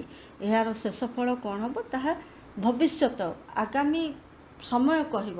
ବର୍ତ୍ତମାନ ଏ ବିଷୟରେ କେବଳ ପରୀକ୍ଷା ନିରୀକ୍ଷା ହିଁ ଚାଲିଛି। ଆଧୁନିକ ସଭ୍ୟତାର ଲକ୍ଷ୍ୟସ୍ଥଳରେ ପହଞ୍ଚିବାକୁ ଆମ୍ଭେମାନେ ବିଜ୍ଞାନକୁ ହିଁ ଅବଲମ୍ବନ କରିଥାଉ। ତେବେ ଆମ୍ଭମାନଙ୍କର ଅବଲମ୍ବନ ଥିବା ସ୍ଥଳେ ତାହା କ'ଣ ତତ୍ସାହାଯ୍ୟରେ ଆମେ କିପରି ତାହା ଜାଣିବା ପାଇଁ ଆମ୍ଭମାନଙ୍କର ଚେଷ୍ଟା ଅନବରତ ଲାଗି ରହିଛି। ବିଜ୍ଞାନକୁ ବ୍ୟାପକ ଅର୍ଥରେ ବ୍ୟବହାର କଲେ ଆମେ ଜାଣୁ ଯେ କୌଣସି ବିଷୟରେ ସମ୍ୟକ୍ ଜ୍ଞାନକୁ ବିଜ୍ଞାନ କହିଥାନ୍ତି। କୌଣସି ବିଷୟରେ ସମ୍ୟକ୍ ବିଜ୍ଞାନ କାହାକୁ କହିଥାନ୍ତି? ଏବେ ଆସିଲା ସଭ୍ୟତା ଗଲା, ବର୍ତ୍ତମାନ ବିଜ୍ଞାନ ଆସିଲା। କୌଣସି ବିଷୟରେ ସମ୍ୟକ୍ ଜ୍ଞାନକୁ ବିଜ୍ଞାନ କହିଥାନ୍ତି। ମନେ ରହିଲା, ମାତ୍ର ସାଧାରଣତଃ ଜଡ଼ ଓ ଜୀବନ୍ତ ବିଷୟରେ ସୁସମ୍ବଦ୍ଧ ଶୃଙ୍ଖଳିତ ସମ୍ୟକ୍ ଜ୍ଞାନକୁ ବିଜ୍ଞାନ ରୂପେ ବ୍ୟବହାର କରାଯାଏ। ମନେ ରହିଲା, ବିଜ୍ଞାନ ଯଦି ଏଇଟା ପ୍ରାୟ 3 ମାର୍କର କ୍ୱେଶ୍ଚିନ୍ ଆସେ, କୌଣସି ବିଷୟରେ ବିଜ୍ଞାନର ଅର୍ଥ କ'ଣ, କୌଣସି ବିଷୟରେ ସମ୍ୟକ୍ ଜ୍ଞାନକୁ ବିଜ୍ଞାନ କହିଥାନ୍ତି। ମାତ୍ର ସାଧାରଣତଃ ଜଡ଼ ଜୀବନ୍ତ ବିଷୟରେ ସୁସମ୍ବଦ୍ଧ ଶୃଙ୍ଖଳିତ ଏବଂ ସମ୍ୟକ୍ ଜ୍ଞାନକୁ ବିଜ୍ଞାନ ରୂପେ ବ୍ୟବହାର କରାଯାଏ। ତେଣୁ ସାଧାରଣ ବ୍ୟବହୃତ ଅର୍ଥ ଯାହା, ବ୍ୟାପକ ଅର୍ଥ ମଧ୍ୟ ତାହା ହିଁ ବୁଝାଇଥାଏ। ଆଉ ଜଡ଼ ଓ ଜୀବନ୍ତ ବିଷୟ କହିଲେ ବିଶ୍ୱ ବ୍ରହ୍ମାଣ୍ଡର ମାନେ ୟୁନିଭର୍ସର ସବୁ ପଦାର୍ଥକୁ ତା ମଧ୍ୟରେ ଏକାଠି ଆମେ କରିଦେଉଛ। ଟୋଟାଲ ୟୁନିଭର୍ସରେ ଜଡ଼ ହେଉଛି ନିର୍ଜୀବ, ଜୀବନ୍ତ ହେଉଛି ଲାଇଫ୍। ହଁ, ଜଡ଼ ଆଉ ଜୀବନ୍ତ ବିଷୟରେ କହିଲେ ଟୋଟାଲ ୟୁନିଭର୍ସର ଯେତେ ମାନେ ଅଣୁ ପରମାଣୁ ଅଛି ସେ ସବୁ ପଦାର୍ଥକୁ ତା ମଧ୍ୟରେ ସେ ଏକାଠି କରିଦିଏ। ଏଣୁ ଏମାନଙ୍କର ବିଭିନ୍ନ ବିଭାଗ ବିଷୟରେ ଜ୍ଞାନ ହେବା, ଯାହା ବିଶ୍ୱ ବ୍ରହ୍ମାଣ୍ଡର ପ୍ରତ୍ୟେକ ପଦାର୍ଥ ବିଷୟରେ ଜ୍ଞାନ ଲାଭ ହେବା ତାହା। ସୁତରାଂ ଆମମାନଙ୍କର କଳା ବିଦ୍ୟା, ଦର୍ଶନ, ମନସ୍ତତ୍ଵ, ଇତିହାସ ପ୍ରଭୃତିକୁ ଯାହାକୁ ସାଧାରଣ ଲୋକେ ବିଜ୍ଞାନ ବୋଲି ଭାବି ନାହାନ୍ତି, ସେ ପ୍ରତ୍ୟେକ ବିଜ୍ଞାନର ଅନ୍ତର୍ଗତ। ମନେ ରହିଲା, ଆମ୍ଭେମାନେ ଏହି ବିଜ୍ଞାନ ବଳରେ ଆମ୍ଭମାନଙ୍କର ସଭ୍ୟତାର ଉଚ୍ଚତମ ସୋପାନ ଆରୋହଣ କରିବା ପାଇଁ ଉଦ୍ଯୋଗ ଲଗାଇଥାଉ। ଆମ୍ଭେମାନେ କାହା ବଳରେ ଆମ୍ଭମାନଙ୍କ ସଭ୍ୟତାର ଉଚ୍ଚତମ ସୋପାନ ଆରୋହଣ କରିବା ପାଇଁ ଉଦ୍ଯୋଗ ଲଗାଇଥାଉ? ବିଜ୍ଞାନ ବଳରେ। ଜଡ଼ ବିଜ୍ଞାନ ମୂଳରେ କେଉଁ ଶାସ୍ତ୍ର ନିହିତ? ଜଡ଼ ବିଜ୍ଞାନ ମୂଳରେ ଗଣିତ ଶାସ୍ତ୍ର ନିହିତ। ତାହାରି ବଳରେ ଜଟିଳତମ ସମସ୍ୟାମାନ ଅନାୟାସରେ ସାଧିତ ହୋଇପାରୁଛି। ଜଡ଼ ବିଜ୍ଞାନ କେତେ ଭାଗରେ ବିଭକ୍ତ? ଜଡ଼ ବିଜ୍ଞାନ 2 ଭାଗରେ ବିଭକ୍ତ: ପଦାର୍ଥ ବିଜ୍ଞାନ, ରସାୟନ ବିଜ୍ଞାନ, ଫିଜିକ୍ସ ଆଉ କେମିଷ୍ଟ୍ରି। ଏହି 2 ବିଜ୍ଞାନ ମଧ୍ୟ ନାନା ବିଭାଗ ଆଉ ଉପବିଭାଗରେ ବିଭକ୍ତ। ପଦାର୍ଥ ବିଜ୍ଞାନରେ ଆଲୋକ, ଉତ୍ତାପ, ବିଦ୍ୟୁତ୍, ଶବ୍ଦ ପ୍ରଭୃତି ବିଭିନ୍ନ ତତ୍ତ୍ୱ ଅନୁସନ୍ଧାନର ବିଭାଗମାନଙ୍କର ବିଭକ୍ତ ହୋଇଛି। ରସାୟନ ବିଜ୍ଞାନ ମଧ୍ୟ ସେହିପରି ବିଭିନ୍ନ ବିଭାଗରେ ବିଭକ୍ତ। ଏହି ଜଡ଼ ବିଜ୍ଞାନ ବଳରେ ଜଡ଼ ପଦାର୍ଥର ଘାତ ପ୍ରତିଘାତ, କ୍ରିୟା ପ୍ରତିକ୍ରିୟା। ମନେ ରଖ, ଏହି ଜଡ଼ ବିଜ୍ଞାନ ବଳରେ ଜଡ଼ ପଦାର୍ଥର ଘାତ ପ୍ରତିଘାତ, କ୍ରିୟା ପ୍ରତିକ୍ରିୟା, ବ୍ୟବହାର, ଆକର୍ଷଣ, ଗତି ଆଉ ମିଳନ ପ୍ରକ୍ରିୟା ପ୍ରଭୃତି ବିଭିନ୍ନ ବିଶେଷ ଆଲୋଚନା କରି ଆମ୍ଭେମାନେ ଜଡ଼ ବିଷୟରେ ସମ୍ୟକ୍ ଜ୍ଞାନ ଲାଭ କରିଥାଉ। ମନେ ରଖ, ଜଡ଼ ବିଷୟରେ ଆମେ କିପରି ଜ୍ଞାନ ଲାଭ କରିଥାଉ? ପଦାର୍ଥ ବିଜ୍ଞାନରେ ଏଇ ଆଲୋକ, ଉତ୍ତାପ, ବିଦ୍ୟୁତ୍, ଶବ୍ଦ ପ୍ରଭୃତି ବିଭିନ୍ନ ତତ୍ତ୍ୱ ଅନୁସନ୍ଧାନରେ ବିଭକ୍ତ। ରସାୟନ ମଧ୍ୟ ଏହି ଜଡ଼ ବିଜ୍ଞାନ ବଳରେ ଜଡ଼ ପଦାର୍ଥର, ଏଇଠୁ ଲେଖିବ, ଜଡ଼ ବିଜ୍ଞାନ ବଳରେ ଜଡ଼ ପଦାର୍ଥର ଘାତ ପ୍ରତିଘାତ, କ୍ରିୟା ପ୍ରତିକ୍ରିୟା, ବ୍ୟବହାର, ଆକର୍ଷଣ, ଗତି, ମିଳନ ପ୍ରକ୍ରିୟା ପ୍ରଭୃତି ବିଭିନ୍ନ ବିଷୟ ଆଲୋଚନା କରି ଆମ୍ଭେମାନେ ଜଡ଼ ବିଷୟରେ ସମ୍ୟକ୍ ଜ୍ଞାନ ଲାଭ କରିଥାଉ। ସେହି ଜ୍ଞାନ ବଳରେ ପ୍ରକୃତିର ସଂଗଠିତ ଯାବତୀୟ କ୍ରିୟାଗୁଡ଼ିକ ହୃଦୟଙ୍ଗମ କରିପାରିଥାଉ। ଆମ୍ଭମାନଙ୍କ ସୌରଜଗତ ଭଳି ଆଉ ଯେ କେତେ ବିରାଟ ଜଗତ ଅଛି ଓ ବିଭିନ୍ନ ଗ୍ରହ, ତାରା, ଉପଗ୍ରହ କିପରି ନିୟନ୍ତ୍ରିତ ହେଉଛନ୍ତି, ସେଗୁଡ଼ିକର ଶକ୍ତିର ବିକାଶ ଓ କାର୍ଯ୍ୟପ୍ରଣାଳୀ କିପରି, ତାହା ଆମ୍ଭେମାନେ ଜାଣିପାରିଥାଉ ବିଜ୍ଞାନ ବଳରେ। ଏହି ଜଡ଼ ବିଜ୍ଞାନ ବଳରେ ଆମେ ଜାଣିପାରୁଥାଉ, ମନେ ରହିଲା ଏଇଟା, ଆମେ କାହା ଦ୍ୱାରା ପ୍ରକୃତିର ସଂଗଠିତ ଯାବତୀୟ କ୍ରିୟାଗୁଡ଼ିକ ହୃଦୟଙ୍ଗମ କରିପାରିଥାଉ। ଆମେ ଜଡ଼ ବିଜ୍ଞାନ ବଳରେ, ହେଲା, ପ୍ରକୃତିର ଯାବତୀୟ କ୍ରିୟାଗୁଡ଼ିକ ହୃଦୟଙ୍ଗମ କରିପାରିଥାଉ। ଏହି ଜଡ଼ ବିଜ୍ଞାନ ବଳରେ ଆମ୍ଭେମାନେ ଜାଣିଥାଉ ଯେ ଶକ୍ତି ବଳରେ ପ୍ରତ୍ୟେକ ପଦାର୍ଥ ଅନ୍ୟ ସହିତ ସମ୍ବନ୍ଧ ସ୍ଥାପନ କରିବାର କ୍ଷମ ହୋଇଅଛି। ମାନେ ଗୋଟେ ଏନର୍ଜି ଅଛି ଯେଉଁଟା ଆଉ ଗୋଟାଏ ବସ୍ତୁ କି ଆଉ ଗୋଟାଏ ଜିନିଷ ସହିତ କି ବସ୍ତୁ ସହିତ, ପଦାର୍ଥ ସହିତ ତାକୁ ସମ୍ପର୍କ ସ୍ଥାପନ, ରିଲେସନ୍ ସେଟ୍ କରୁଛି ସେ। That is due to some energy is there, right. ତାହା ଛଡ଼ା ଆମ୍ଭେମାନେ ବୈଷୟିକ ଉନ୍ନତିରେ ଏତେ ଅଗ୍ରସର ହୋଇଥାଏ ଯେ ପୂର୍ବବର୍ତ୍ତୀ ମାନବ ତାହା ସ୍ୱପ୍ନରେ ଭାବିଥିଲେ କି ନାହିଁ ସନ୍ଦେହ। ଆମ୍ଭେମାନେ ଆଜି ଏହି ଜଡ଼ ବିଜ୍ଞାନ ବଳରେ ବିଭିନ୍ନ ଧାତୁ ଓ ଉପାଦାନ ବିଶୁଦ୍ଧ ଭାବରେ ଆହରଣ କରିପାରୁଛୁ। ରେଳ, ମଟର, ଉଡ଼ାଜାହାଜ, ବୁଡ଼ାଜାହାଜ, ବେତାର ଯନ୍ତ୍ର, ରେଡ଼ିଓ, ଟେଲିଭିଜନ, ଟେଲିଫୋନ ପ୍ରଭୃତି ବିଭିନ୍ନ ଉପକରଣରେ ବୈଷୟିକ ସୁଖ ସମୃଦ୍ଧି ସମ୍ପାଦନରେ ଯଥେଷ୍ଟ କ୍ଷମ ହୋଇଛୁ। ବିରାଟ ସାଗର ଆଜି ଦୁର୍ଲଙ୍ଘ୍ୟ ହୋଇନାହିଁ କି ତୁଙ୍ଗ ହିମାଳୟ ଦୁରୂହ ହୋଇନାହିଁ। ଆଚ୍ଛା, ଏଇଟା ତୁମର ସର୍ଟ କୋଶ୍ଚିନ୍ ଆସିପାରେ। ବିରାଟ ସାଗର ଆଜି ଯଦି ଫିଲ୍ ଇନ୍ ଦ ବ୍ଲାଙ୍କ୍ସ ବି ଆସିବ, ଦୁର୍ଲଙ୍ଘ ଛାଡ଼ି ଦେଇଥିବ କି ଦୁରୂହ ଛାଡ଼ି ଦେଇଥିବ, ସେଇଟା ତୁମେ ଏଇଟା ମନେ ରଖିବ। ବିରାଟ ସାଗର ଆଜି ଦୁର୍ଲଙ୍ଘ୍ୟ ହୋଇକରି ନାହିଁ କି ତୁଙ୍ଗ ହିମାଳୟ ଦୂରହ ହୋଇନାହିଁ। ଏସବୁର ମୂଳରେ ଏହି ଜଡ଼ ବିଜ୍ଞାନର ଅନୁଶୀଳନ ଓ ଚର୍ଚ୍ଚାର ଫଳ ବିଦ୍ୟମାନ। ଯାହା ରିସର୍ଚ୍ଚ ହେଇଛି, ଯାହା ଆନାଲିସିସ୍ ହେଇଛି, ସେ ସବୁର ରେଜଲ୍ଟରେ ଆଜି ଆମେ ଏତେ ଆଗକୁ ଆସିପାରୁଛୁ। କିମ୍ବା ଏଇଭଳିଆ ବୈଷୟିକ ସୁଖ କ'ଣ ମାନେ ଟେକ୍ନୋଲୋଜିକାଲ ଆଡ଼ଭାନ୍ସମେଣ୍ଟ ଆଜି ପର୍ଯ୍ୟନ୍ତ ଯାହା ବି ଆମର ହୋଇଛି, ସେ ସବୁ ଜିନିଷକୁ ଆମେମାନେ ପାଇପାରିଛୁ ଜଷ୍ଟ ବିକଜ୍ ଜଡ଼ ବିଜ୍ଞାନ। ଏବେ ପୁଣି କ'ଣ କହୁଛନ୍ତି, ବର୍ତ୍ତମାନ ଲେଖକ କ'ଣ କହିଲେ, ସିଏ ଆସିଗଲେ ବର୍ତ୍ତମାନ ଜଡ଼ ବିଜ୍ଞାନ ଆଉ ଜୀବ ବିଜ୍ଞାନ। ଜଡ଼ ବିଜ୍ଞାନ ଆମେ ଦେଖିଲେ ଯେଉଁଟା ଜଡ଼ ବିଜ୍ଞାନ ଓ ଜୀବ ବିଜ୍ଞାନର ସଂଯୋଗରୁ ନାନା ବିଭାଗ ସୃଷ୍ଟି ହୋଇ ଅଶେଷ କଲ୍ୟାଣ ସାଧନ କରିପାରିଛି। ଜଡ଼ ବିଜ୍ଞାନ ଆଉ ଜୀବ ବିଜ୍ଞାନର ସଂଯୋଗରୁ ନାନା ବିଭାଗ ସୃଷ୍ଟି ହୋଇ କ'ଣ କଲ୍ୟାଣ ହେଇଛି। ଜୀବ ବିଜ୍ଞାନ ବିଷୟରେ ସେ କ'ଣ କହିଛନ୍ତି, ଦୁଇ ପ୍ରକାର। ଗୋଟିଏ ହେଉଛି ପ୍ରାଣୀ ବିଜ୍ଞାନ, ଆଉ ଗୋଟିଏ ହେଉଛି ଉଦ୍ଭିଦ ବିଜ୍ଞାନ। ପ୍ରାଣୀ ବିଜ୍ଞାନ ହେଲା ଜୁଲୋଜି, ଉଦ୍ଭିଦ ବିଜ୍ଞାନ ହେଲା ବଟନି। ଏମାନଙ୍କ ଚର୍ଚ୍ଚାରୁ ପ୍ରାଣୀର ବିଭିନ୍ନ ଗଠନ ପ୍ରକ୍ରିୟା, କେଉଁ ଶକ୍ତି ବଳରେ ସେମାନେ ଜୀବନର ଅଧିକାରୀ ହୋଇଥାନ୍ତି, ତାହାର ସନ୍ଧାନ ମିଳିଥାଏ। ବିଭିନ୍ନ ପ୍ରଣାଳୀ ବିଶ୍ଳେଷଣ ଓ ସଂଶ୍ଳେଷଣ ବଳରେ ଜୀବନ୍ତ ବସ୍ତୁର ବିଭିନ୍ନ ସମସ୍ୟା ନିରୂପିତ ହେବାର ଉଦ୍ଯୋଗ ଚାଲିଛି। ମାନେ ଯେଉଁ ଆମର ଯେଉଁ ଲାଇଭ୍ ଏଲିମେଣ୍ଟସ୍ ଅଛନ୍ତି କି ଆମର ଜୀବିତ ଲୋକ ମାନେ ପ୍ରାଣୀ ଅଛନ୍ତି, ଏନିଥିଙ୍ଗ ଜୀବିତ ପାର୍ଟିକଲ୍ ଯାହା ବି ଅଛନ୍ତି, ତା'ର ବିଭିନ୍ନ ସମସ୍ୟା କ'ଣ, ତା'ର ଭିତରେ ପ୍ରୋବ୍ଲେମ୍ କ'ଣ, ସିଏ କେମିତି ଗୋଟାଏରୁ ତା'ର କେମିତି ବିଭିନ୍ନ ପ୍ରକାର ରହିଛି, ତା'ର ବ୍ରାଞ୍ଚ ରହିଛି କି ତାଙ୍କୁ କେମିତି ଆନାଲିସିସ୍ କରାଯାଉଛି ଯେ ସେମାନଙ୍କର ଡେଭଲପମେଣ୍ଟ କେମିତି ହେଉଛି, ତାଙ୍କର ଷ୍ଟ୍ରକ୍ଚର କେମିତିଆ, ସେମାନେ କେମିତି କାର୍ଯ୍ୟ କରୁଛନ୍ତି, ଆଣ୍ଡ କେଉଁ ଏନର୍ଜିଟା ତାଙ୍କୁ ମାନେ ଲାଇଫ୍ ଦେଇଛି। କେଉଁ ଏନର୍ଜିରେ, ଗୋଟିଏ ତ କ'ଣ ଏନର୍ଜି ଥିବ ଯେଉଁ ଯାହାଦ୍ୱାରା କି ଗୋଟେ ଯେକୌଣସି ଜିନିଷରେ କି ପଦାର୍ଥରେ ଗୋଟେ ଲାଇଫ୍ ଥିବ, ଆମେ ତାକୁ ସେଥିପାଇଁ ନିର୍ଜୀବ ଆଉ ସଜୀବରୁ ଆମେ ଡିଫରେନ୍ସିଏଟ୍ କରିପାରୁଛୁ। ତ ସେ ଏନର୍ଜିଟା କ'ଣ, ସେ ସବୁ ବିଷୟରେ ବର୍ତ୍ତମାନ ମଧ୍ୟ ଉଦ୍ଯୋଗ ଚାଲିଛି। ମାନେ ସେ ଜିନିଷ ବିଷୟରେ ଯାହା ରିସର୍ଚ୍ଚ ଚାଲିଛି ଜାଣିବା ପାଇଁ, ସେ ବର୍ତ୍ତମାନ ପର୍ଯ୍ୟନ୍ତ ମଧ୍ୟ ଚାଲିଛି। ବର୍ତ୍ତମାନ ବୈଜ୍ଞାନିକମାନେ ଜୀବନ୍ତ ପଦାର୍ଥର ସୃଷ୍ଟି କରିପାରି ନାହାନ୍ତି। ଆଚ୍ଛା, ଏଇଠି ଗୋଟେ ଜିନିଷ ମନେ ରଖ ପିଲାମାନେ, ବର୍ତ୍ତମାନ ବୈଜ୍ଞାନିକମାନେ କ'ଣ କରିପାରି ନାହାନ୍ତି, ସେମାନେ ଜୀବନ୍ତ ପଦାର୍ଥର ସୃଷ୍ଟି କରିପାରି ନାହାନ୍ତି। ଯେତେ ଦୂର ଗବେଷଣା ହୋଇପାରିଛି, ସେଥିରୁ ଅନେକ ଚିନ୍ତାଶୀଳ ମନୀଷୀ ସ୍ଥିର କରିଅଛନ୍ତି ଯେ ମାନବ ଦିନେ ଜୀବନ୍ତ ପଦାର୍ଥ ସୃଷ୍ଟି କରିବାରେ କ୍ଷମ ହୋଇପାରିବ।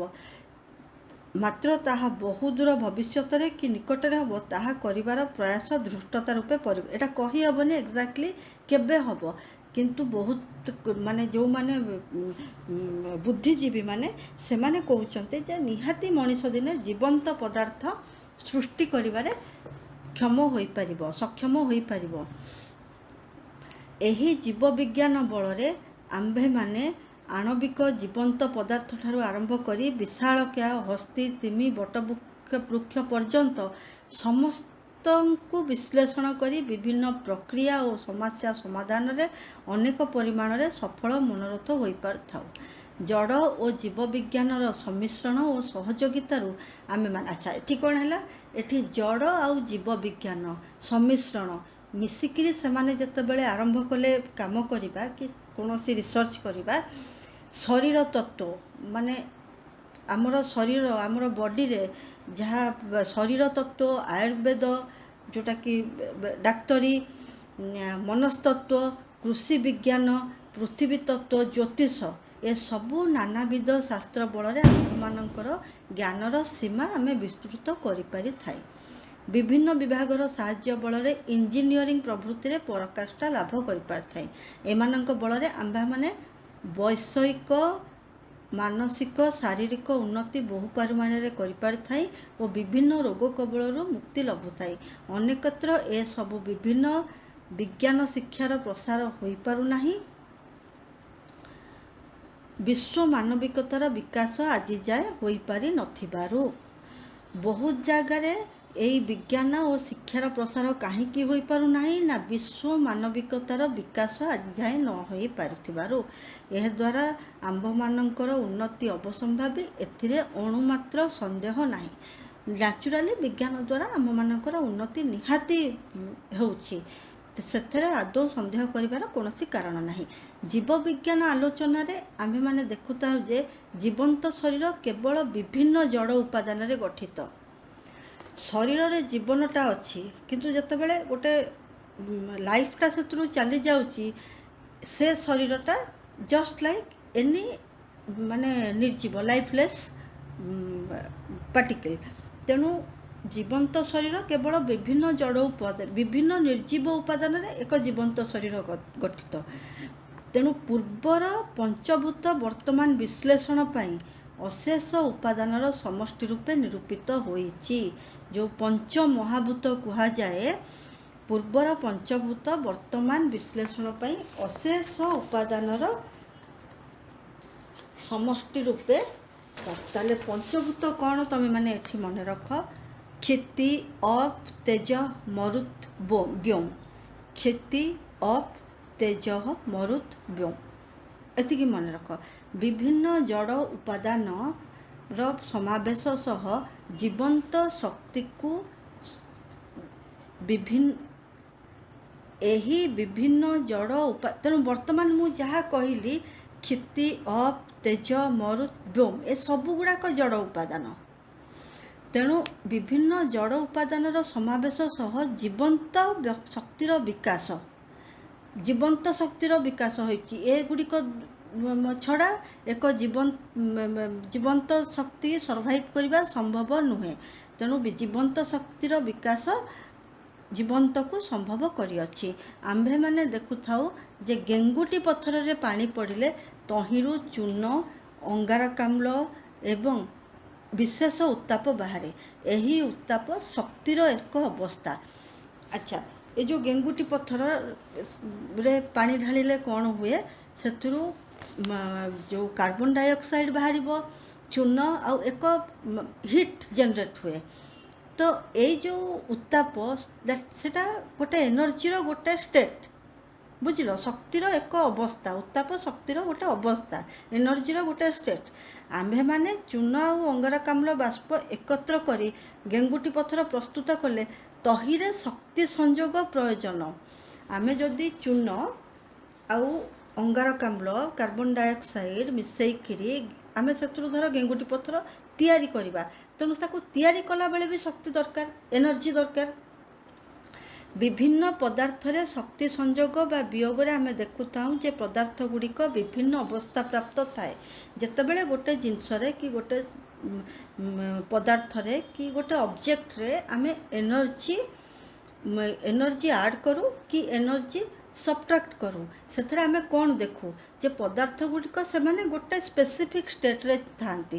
ଯେତେବେଳେ ତାଙ୍କଠାରୁ ଏନର୍ଜି ନିଆଯାଏ କି ଏନର୍ଜି ଦିଆଯାଏ, ତାଙ୍କ ଷ୍ଟେଟ୍ଟା ବଦଳିଥାଏ। ସେମାନେ ଯେଉଁ ଅବସ୍ଥାରେ ଥାଆନ୍ତି ସେ ଅବସ୍ଥାରୁ ବଦଳି ଯାଆନ୍ତି। ସେହିପରି ବିଭିନ୍ନ ଜାତୀୟ ଉପାଦାନର ସମ୍ମିଶ୍ରଣ ସହିତ ଜୀବନ୍ତ ଶକ୍ତିର ସଂଯୋଗ ହେଲେ ଜୀବନ୍ତ ପଦାର୍ଥ ସମ୍ଭବ ହୋଇଥାଏ। ଜୀବନ୍ତ ପଦାର୍ଥ କିପରି ସମ୍ଭବ ହୋଇଥାଏ? ବିଭିନ୍ନ ଜାତୀୟ ଉପାଦାନର ସମ୍ମିଶ୍ରଣ ସହିତ ଜୀବନ୍ତ ଶକ୍ତିର ସଂଯୋଗ ହେଲେ ଜୀବନ୍ତ ପଦାର୍ଥ ସମ୍ଭବ ହୋଇଥାଏ। ତେବେ ସେହି ଜୀବନ୍ତ ଶକ୍ତି ଜଡ଼ ମଧ୍ୟରେ ସଂଯୋଗ ବିୟୋଗ କରୁଥିବା ଶକ୍ତି କିମ୍ବା ତାହାଠାରୁ ସମ୍ପୂର୍ଣ୍ଣ ପୃଥକ୍, ତାହା ଏପର୍ଯ୍ୟନ୍ତ ଜଣାପଡ଼ି ନାହିଁ, ସ୍ଥିର କରାଯାଇପାରି ନାହିଁ, ସେଟା ଫାଇନାଲ୍ ହେଇନି। ତେବେ ସେହି ଜୀବନ୍ତ ଶକ୍ତି, ଦ୍ୟାଟ୍ ଲାଇଭ୍ ଏନର୍ଜି, ଜଡ଼ ମଧ୍ୟରେ ସଂଯୋଗ, ଜୀବନ୍ତ ଶକ୍ତି, ସେ ଯେଉଁ ଲିଭିଂ ଏନର୍ଜିଟା ଯେଉଁ ନନ୍ ଲିଭିଂ ଏନର୍ଜି ସହିତ जो संजोग वियोग माने ता सहित एनर्जी एक्सचेंज करुथिला बेले ताठारु संपूर्ण पृथक किंबा सेटा ता सहित अलाइन होकर अच्छी ताहा ए पर्यंत स्थिर करा जाई पारि नाही। संभवतः से ही जीवंत शक्ति प्रभामान शक्ति काइनेटिक एनर्जी और प्रच्छन्न शक्ति पोटेंशियल एनर्जी भली शक्तिर एकतम अवस्था। जीवंत शक्ति बोधे शक्तिर गोटे अवस्था like that is kinetic energy and potential energy that is a state. ए जीवंत शक्ति सेटा गोटे स्टेट एनर्जी रो गोटे स्टेट। बुझिपारल पिला माने प्रभामान शक्तिर अंतर्गत आलोक उत्ताप जेपरी प्रभावान शक्तिर एक अवस्था सेहीपरि जीवन शक्ति प्रभावान शक्तिर एकतम अवस्था होई पारे। तेबे जाहु जीवन शक्तिर एक अवस्था विशेष कौन शक्तिर एक अवस्था विशेष जीवन शक्तिर एक अवस्था विशेष। आधुनिक सभ्यतार विपक्षवादी माने कहते जे एही सभ्यता मानवर ईश्वरीय विश्वास कमई दे ताकू विपथगामी कराइछि। सर्वत्र संयमर अभाव परिलक्षित होउछि। मानव प्रति एटा जो विज्ञानर अपकारिता देइछि बुझिपारल पिला माने एटा टिके भल करी पढ़िथिबो भल करी शुणुथिबो विज्ञानर अपकारिता उपकारिता से एथ्रु तमे टाणिकरी नै करी लिखि देई पारिबो। मानव प्रति स्नेह सौहार्द्य न देखाई हिंसा और द्वेषर चरम सोपान देखाइबाकू छाड़ुनांती। वैज्ञानिक माने मारात्मक गैस विस्फोरक उद्भावन करी मानव को ध्वंस पथर पथिक करछंती। अवश्य विज्ञानर केतेक आश्चर्यजनक पदार्थ बल ध्वंस साधित होइछि किंतु विज्ञानर सेटा दोष नुहे। साधारण मानव जेतेबेले सभ्यतार अर्थ बुझिबो तेबे जाई एहार अवसान हेब। यार अवसान केतेबेले हेब साधारण मानव जेतेबेले सभ्यतार अर्थ बुझिबो सेतेबेले यार अवसान हेब। वर्तमान आपणकर विज्ञानर चरम उन्नति न हेबा जाए आम्भे माने सभ्यता विषय रे शेष उन्नति रे पहुँची पारिबु नाही। आम सभ्यता अनुसायी आमे जेतेबेले विज्ञानटा जेतेबेले चरम उन्नति रे न पहुँची आमे सभ्यतार मध्य शिखर रे पहुँची पारिबु नाही। सेही सीमा पर्यंत जो व्यतिक्रम दृष्ट हब ताहा सबु काल रे सबु जुग रे होइतिला और हबा मध्य संभव पॉसिबल एटा हेई पारिबो। जेतेबेले आधुनिक सभ्यतार आदर्श प्रत्येक जानिबे सेतेबेले मैत्रीर ध्वजा उड़िबो। एटा वन ऑफ द मोस्ट माने रिपीटेड क्वेश्चन मन रखिथिबो पिला माने मैत्रीर ध्वजा केतेबेले उड़िबो। आधुनिक सभ्यतार आदर्श समस्ते जानिले मैत्रीर ध्वजा उड़िबो। जेतेबेले आधुनिक सभ्यतार आदर्श प्रत्येक जानिबे सेतेबेले कोण हबो मैत्रीर ध्वजा उड़िबो। वर्तमान जातिसंघ लीग ऑफ नेशंस तार सूत्रपथा करिछि मात्र वर्तमान यही संघर कार्यप्रणाली कहीं मानु नाहांती। तथापि आशा करा जे भविष्य में समस्ते निज निज कर्तव्य बुझीपारे सेतेबेले ए सबु अनर्थ दृष्टिगोचर हेब नाही। विज्ञान एही विस्फोरक और मारात्मक गैस बल अशेष क्षति हेउतिले सेमानक बल अनेक विश्वहितकर कार्य साधित होउछि। डिनामाइट नामक विस्फोरक साहाय्य तुंगगिरी फटाई अच्छा क्यों विस्फोरक साहाय्य तुंगगिरी फटाई पारा जाउछि डिनामाइट ईप्सित कार्य साधन अक्लेशरे पारुछि। विभिन्न सामयिक पदार्थ बल मानवर विभिन्न रोग और रोगर जीवाणु नष्ट करा जाई पारुछि। सेमानंकर अपकारिता मानवर ज्ञानर अल्पता जोगु ही संगठित होउछि। कौन कहार अपकारिता विज्ञान जो अपकारिता करुछि बोली कुहा जाउछि सेटा केवल मानवर ज्ञानर अल्पता माने तार लिमिटेड नॉलेज जोगु ही संगठित होउछि। से निजर नॉलेजटा को परिव्याप्त करनी माने वाइड स्प्रेड करनी लोकंकर हितरे लगेबा को चेष्टा करनी अंतर्द्वंद्व पे जतबेले अन्य मानक सहित से आसी जाए कॉन्फ्लिक्ट को सेतबेले विज्ञान को यूज करे फॉर डिस्ट्रक्शन किंतु प्रैक्टिकली विज्ञानर अपकारिता मानवर ज्ञानर अल्पता जोगु ही संगठित होउछि विज्ञान बलरे नुहे। विज्ञानर एटी कोनोसी दोष नाही। धर्म भाव आउ ईश्वर विश्वास कमाई देउछि बोली अनेक अभियोग करछंती विज्ञान कमाई देउछि मात्र हेउछि कोन वास्तव रे देखा जाय जो माने उल्लिखित मत पोषण करंती एई जो मतटिको से माने प्राचीन सभ्यता को निजर आदर्श बोली निश्चित धरि रहिछंती जे ईश्वर विद्यमान एवं तांकठारे विश्वास स्थापन कर्तव्य किंतु वर्तमान सभ्यता गतिपथरे अवस्थित ताहा लाभ करने को आम्भे माने ଅତୀତର ଅଭିଜ୍ଞତାର ସାହାଯ୍ୟ ନେଇଥାଉ, କିନ୍ତୁ ଅତୀତର କଥାକୁ ମାନି ନଥାଉ। ଆମ୍ଭେମାନେ ବିଜ୍ଞାନ ବଳରେ ସେହି ବିରାଟ ଶକ୍ତିର କଳନା କରିବାକୁ ଯାଇଥାଉ। ତେଣୁ ପ୍ରଥମେ ତାହାର ଉପସ୍ଥିତି କାହିଁକି ବିଶ୍ୱାସ କରିନେବୁ, ଏଇଟା ବିଜ୍ଞାନ କହୁଛି। ଯେଉଁ ବିରାଟ ଶକ୍ତିକୁ ନେଇକରି ଆମର ସଭ୍ୟତା ଚାଲି ଆସିଛି, ବର୍ତ୍ତମାନ ବିଜ୍ଞାନ କ'ଣ କହୁଛି ଯେ ସଭ୍ୟତା ସେ ବିରାଟ ଶକ୍ତିର କଳନା କରିଛି, କିନ୍ତୁ ଆମେ ତା'ର ଉପସ୍ଥିତିର ବିଶ୍ୱାସ କରେଇବୁ। ମାନେ ସେ ବିରାଟ ଶକ୍ତି ସତରେ ଏକ୍ଜିଷ୍ଟ କରୁଛି ବୋଲି ବିଜ୍ଞାନ ତାକୁ ପ୍ରୁଭ୍ କରେଇବ। ଏହି ଯୋଗୁଁ ଯାହା ଧର୍ମ ଭାବର ଶୈଥିଲ୍ୟ, ଈଶ୍ୱର ବିଶ୍ୱାସର ଅପଚୟ ହୋଇଛି। କିନ୍ତୁ ଅପର ଦିଗକୁ ଦୃଷ୍ଟି ଦେଲେ ଆମେ ଦେଖିବା ଯେ ବିଜ୍ଞାନର ଅନୁଶୀଳନରେ ଆମେମାନେ ସର୍ବତ୍ର ଶକ୍ତିର ଅବସ୍ଥିତି ବିଭିନ୍ନ ଅବସ୍ଥାରେ ଦେଖିବାକୁ ପାଉ। ଜୀବନ୍ତରେ ଥିବା ଶକ୍ତିର ଏକ ଅବସ୍ଥା, ମାନେ ଯେଉଁ ଲିଭିଂ ବିଙ୍ଗ ଗୁଡ଼ିକରେ ଯେଉଁ ଏନର୍ଜି ରହିଛି ସେଇଟା ମଧ୍ୟ ଶକ୍ତିର ଗୋଟେ ଷ୍ଟେଟ୍, ଏନର୍ଜିର ଗୋଟେ ଷ୍ଟେଟ୍। ତେଣୁ ଏହି ଶକ୍ତି କ'ଣ, ତା'ର ଜଡ଼ ଆଉ ଜୀବନ୍ତ, ଲିଭିଂ ନନ୍ ଲିଭିଂ ସହିତ କ'ଣ ସମ୍ପର୍କ?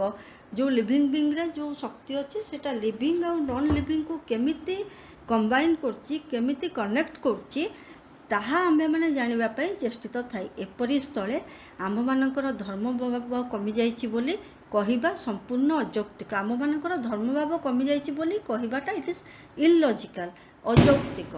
ବରଂ ଏହା ବୋଲାଯାଇପାରେ ଯେ ଆମ୍ଭେମାନେ ଏହି ଧର୍ମର ଅନୁସନ୍ଧାନରେ ନିୟୋଜିତ। ଆମେ ବିଜ୍ଞାନକୁ ମାନେ ପଥ କରି ଧର୍ମର ଅନୁସନ୍ଧାନରେ ଆମେ ଚାଲିଛେ।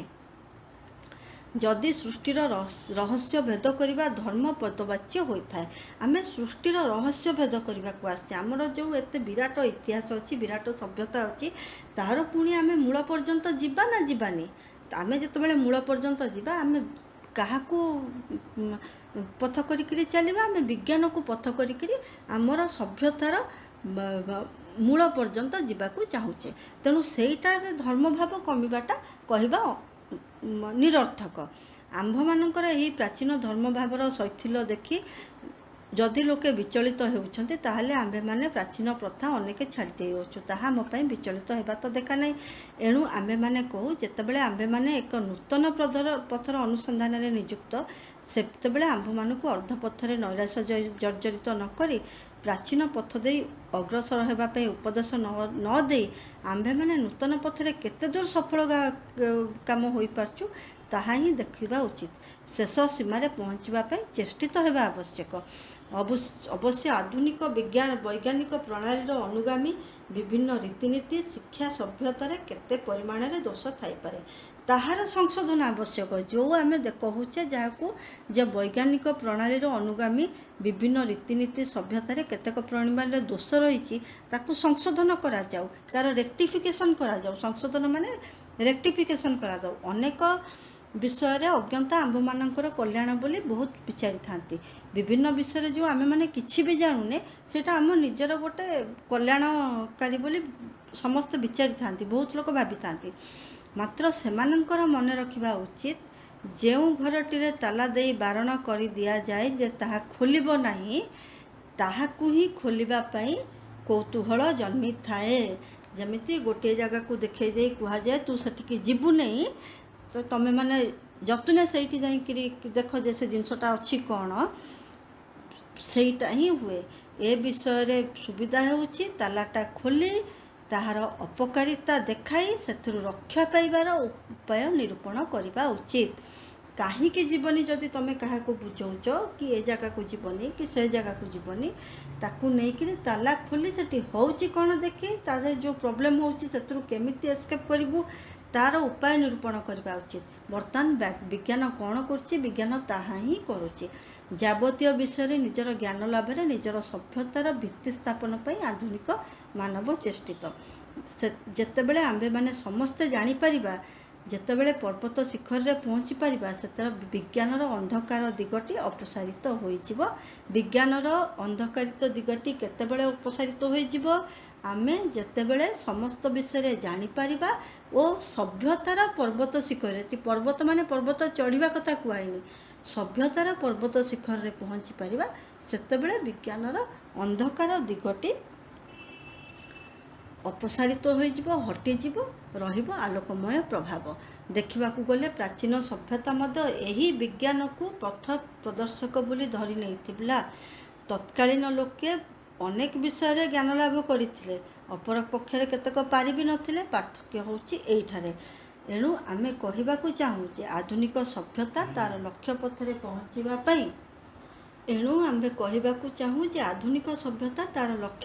ପହଞ୍ଚିବା ପାଇଁ ଉଦ୍ଯୋଗ କରୁଛି, ମାତ୍ର ଏହି ପଥରେ ପହଞ୍ଚିବାକୁ ସେ ବିଜ୍ଞାନକୁ ପଥ ପ୍ରଦର୍ଶକ